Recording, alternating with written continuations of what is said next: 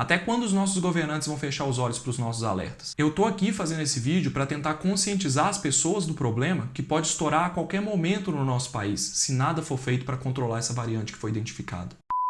Pessoal, cada dia que passa eu fico mais preocupado com o nosso Brasil. No início de 2021, o planeta inteiro voltou os olhos para Manaus, quando foi detectada a variante P1 do coronavírus em 4 pessoas que chegaram no Japão vindas do Amazonas com essa variante. Imediatamente foi visto que a P1 é uma variante de preocupação, porque ela contém mutações que facilitam a entrada do vírus nas células e que estão associadas a uma maior transmissibilidade. E agora, em Sorocaba, foi identificada mais uma variante, também de preocupação, quase idêntica à que circula na África do Sul. O problema, a variante da África do Sul consegue diminuir a eficácia de várias vacinas que estão sendo usadas no mundo. E agora, será que a nova variante vai escapar da imunidade provocada pela nossa vacinação? Eu sou Lucas Anandrés, biomédico, e no vídeo de hoje eu vou te explicar como realmente as variantes do coronavírus surgem, o que é essa nova variante identificada no Brasil e por que a presença dela aqui pode ser tão perigosa. Mas antes, eu queria te pedir para se inscrever no canal, para me acompanhar nessa jornada de divulgação científica aqui pela internet e também te convidar a fazer parte do nosso canal no Telegram, que tem muito conteúdo que não vem aqui para o YouTube, beleza? Vamos lá, para entender por que eu fico preocupado com o surgimento dessa nova variante em Sorocaba, eu preciso te explicar como que surge uma nova variante. Variante é um termo técnico que diz que o vírus possui algumas diferenças no código genético, chamadas de mutações, em relação ao primeiro vírus que foi identificado lá na China. A cada vez que o vírus se multiplica nas nossas células, ele precisa copiar também o seu material genético, o RNA, e esse processo está sujeito a erros. Na hora de colocar uma letrinha, pode entrar outra por engano, pode ficar faltando uma, e por mais que existam mecanismos para corrigir esses erros, à medida que mais vírus infectam mais células, esses erros acabam passando batido. Só que erros na sequência genética do vírus podem acabar produzindo mudanças na estrutura do vírus. Afinal, é o código genético, que define a sequência de aminoácidos que vão formar o envelope, a proteína spike e outras proteínas que formam o vírus. A imensa maioria dessas mutações que surgem não causa nenhuma mudança no vírus, ou então causam mudanças tão prejudiciais que o vírus nem consegue mais se manter íntegro. Mas uma pequeníssima fração desses erros acabam sendo vantajosos para o vírus. Às vezes, uma mutação pode alterar a conformação da proteína spike de forma que ela ligue melhor na célula humana, ou então pode alterar o envelope viral para ele ser mais resistente à degradação, ou mesmo pode acelerar o ciclo viral dentro das células. Quando essas mutações que trazem vantagens para o vírus acontecem, elas quase sempre prevalecem pelo processo de seleção natural. Pensa comigo, no mar de vírus dentro do nosso corpo, surge um vírus lá que se liga melhor nas células. É claro que aquela partícula viral vai ganhar a competição ao longo do tempo e rapidamente ela vai se tornando prevalente no corpo daquela pessoa. Quando ela é transmitida adiante ao longo do tempo, esses vírus que carregam mutações que beneficiam o vírus vão se tornando prevalentes até que são detectados por algum sistema de vigilância. É aí que a gente fala que identificou uma nova variante. Então, o surgimento de novas variantes é completamente aleatório, mas à medida em que mais vírus infectam mais pessoas e, consequentemente, mais células, maiores são as chances de que, ao acaso, uma mutação benéfica apareça e gere uma nova variante. E isso pode acontecer em vários países diferentes ao mesmo tempo. Se uma mutação beneficia o vírus, a tendência é que ela seja selecionada em qualquer lugar onde o vírus esteja circulando. É o que aconteceu com as variantes B117 no Reino Unido, P1 no Brasil, B1351 na África do Sul, que elas compartilham uma série de mutações que beneficiam o vírus de alguma forma, mesmo que essas variantes não sejam filhas uma da outra. É a seleção natural atuando. Se você tem muitas pessoas que já se infectaram circulando em um ambiente com alta presença do vírus, como foi Manaus no final do ano passado, você vai acabar selecionando uma variante mais adaptada que consegue escapar da resposta imune do corpo, como acontece com a P1. Repita isso em qualquer lugar do mundo e uma variante muito parecida com a P1 vai surgir nesse lugar, com várias mutações compartilhadas. E provavelmente foi isso que aconteceu em Sorocaba. Mas antes de eu te explicar essa história, já clica no gostei aí embaixo, porque eu tenho certeza que essa explicação de variantes ninguém te deu, você não ouviu isso em nenhum lugar. Então, vamos entender esse achado de Sorocaba.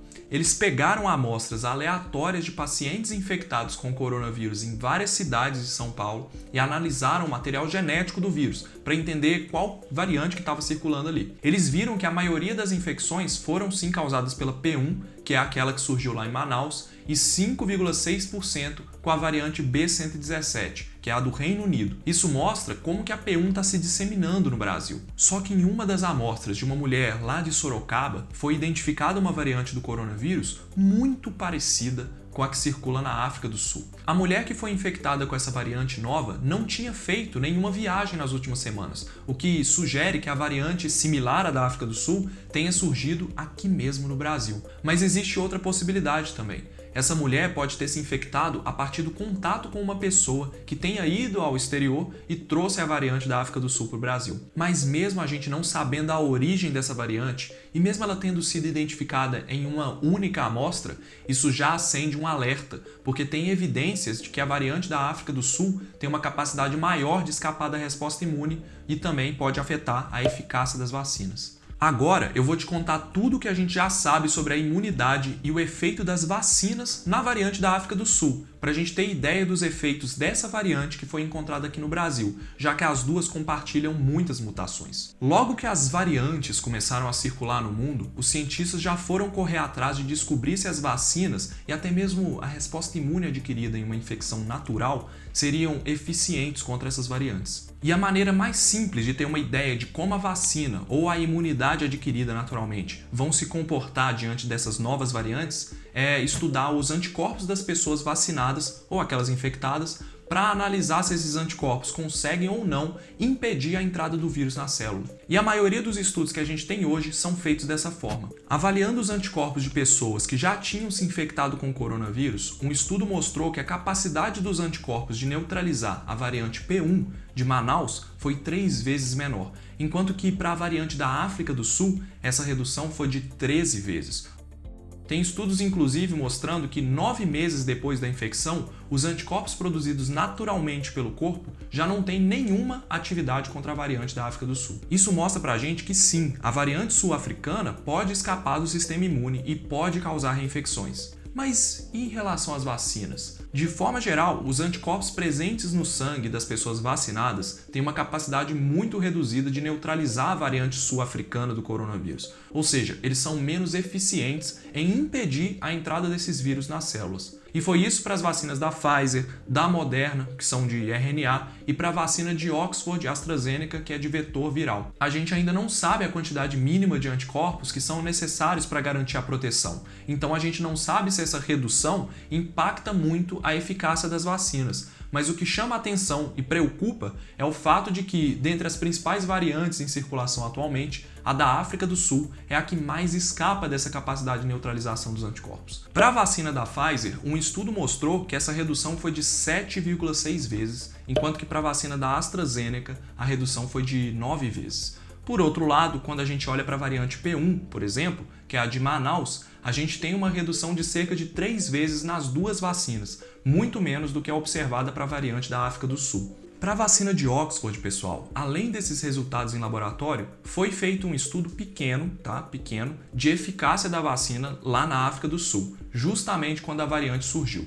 O estudo foi feito com 1.500 pessoas jovens e eles viram uma eficácia da vacina de Oxford de só 10% entre as pessoas que se infectaram com a variante da África do Sul. Existe sim uma série de limitações desse estudo, como por exemplo a pequena idade dos participantes, o que impossibilitou a análise de proteção contra a Covid grave, hospitalização e morte, já que os jovens apresentam naturalmente baixo risco. Então fica difícil de bater o martelo quanto à eficácia dessa vacina em relação à variante sul-africana, mas fica evidente que tem um comprometimento da eficácia. E eu tô falando isso para assustar vocês? De forma alguma, pessoal. Eu tô falando isso para alertar do perigo dessa variante que a gente identificou, porque a gente tem que tentar impedir que essa variante se dissemine pelo país, porque se isso acontecer, aí sim nós vamos ter um problema. Se você entende isso, se você também está preocupado, curte esse vídeo, compartilha com as pessoas. A gente tem que fazer de tudo para essa e outras variantes não se espalharem. Pelo que a gente viu, pessoal, diversos estudos independentes têm mostrado que essa variante da África do Sul, em específico, parece ser mais resistente à ação dos anticorpos gerados pela infecção natural ou pela vacinação. Mas calma, que nem tudo está perdido. A gente tem dados do efeito dos anticorpos da vacina da Sinopharm sobre as variantes do coronavírus. E isso é importante para a gente porque a vacina da Sinopharm é de vírus inativado, igual a Coronavac.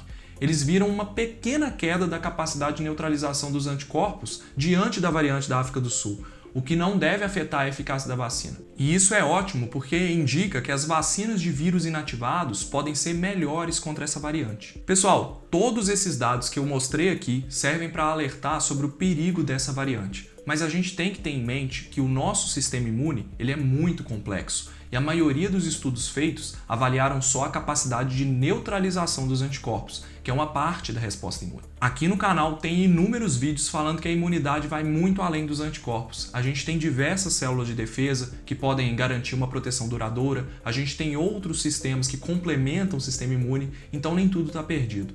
As células T, por exemplo, têm um papel fundamental na proteção contra a Covid grave, como eu já falei nesse vídeo aqui sobre imunidade, então depois você vai lá assistir. Então avaliar vários aspectos é fundamental para entender de fato o real efeito das vacinas sobre as variantes. Por exemplo, naquele estudo da vacina da AstraZeneca que eu falei, que eles fizeram na população da África do Sul, foi vista uma expansão das células T, que elas podem ajudar na proteção. E um outro estudo mostrou que a resposta das células T de pacientes recuperados da Covid consegue reconhecer as variantes do Reino Unido, do Brasil e da África do Sul. Então, gente, a mensagem que eu quero deixar é que a variante da África do Sul é a que mais causa preocupação em relação a um possível escape das vacinas, mas ainda há esperança. Por tudo isso que eu expliquei, as empresas produtoras das vacinas já estão se mobilizando para desenvolver uma vacina atualizada contra essa variante do coronavírus. Isso é ótimo, com certeza. Mas uma coisa a gente tem que ter em mente: quanto mais o vírus circula e infecta diferentes pessoas, mais a gente vai ter mutações e surgimento de variantes. A gente vai esperar essa variante semelhante à da África do Sul se espalhar pelo Brasil todo, para só então a gente tomar as providências e depois da tragédia falar que não tinha como saber? A ciência está aí gerando dados e informações para que atitudes sejam tomadas. Até quando os nossos governantes vão fechar os olhos para os nossos alertas? Eu tô aqui fazendo esse vídeo para tentar conscientizar as pessoas do problema que pode estourar a qualquer momento no nosso país, se nada for feito para controlar essa variante que foi identificada. Só tem um jeito da gente sair dessa, pessoal, que é nos protegendo. Então, se você quer saber mais sobre como se proteger do coronavírus, assiste esse vídeo aqui, em que eu conto sobre os lugares de maior risco de contágio da Covid, ou esse vídeo que o YouTube recomendou para você. Se cuida e eu te vejo no próximo vídeo. Tchau!